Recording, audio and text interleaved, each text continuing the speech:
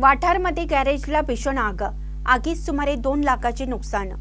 वाठार तालुका हातकणंगले येथे सीता वाईन्स शेजारी असणाऱ्या गायकवाड बिल्डिंग समोरील बाबा टू व्हीलर गॅरेज व राजू जेंट्स पार्लर दोन्ही दुकाने आगीमध्ये भस्मसात झाली.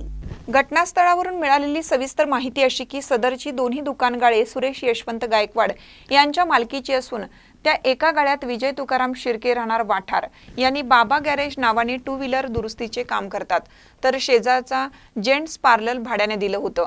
आज सकाळी 8:30च्या सुमारास सुरेश गायकवाड यांनी गाळ्यालगत पडलेला कचरा व ऑइलमध्ये खराब झालेले कपडे एकत्र करून जाळत असताना ऑइलच्या कपड्यामुळे आग गॅरेजमध्ये शिरली.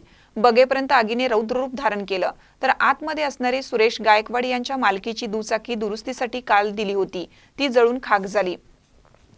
तर ऑइल डबे इतर साहित्य जळून खाक झालं. यामध्ये एक दुचाकी, इतर साहित्य, ऑइल कॅन, इतर गाड्यांचे स्पेअर पार्ट असे मिळून 2 लाख रुपयांचे नुकसान झाले आहे. तर जेंट्स पार्लरमधील सर्व फर्निचर व इतर साहित्य जळून खाक झालं असून फक्त पत्रे शिल्लक राहिली आहेत.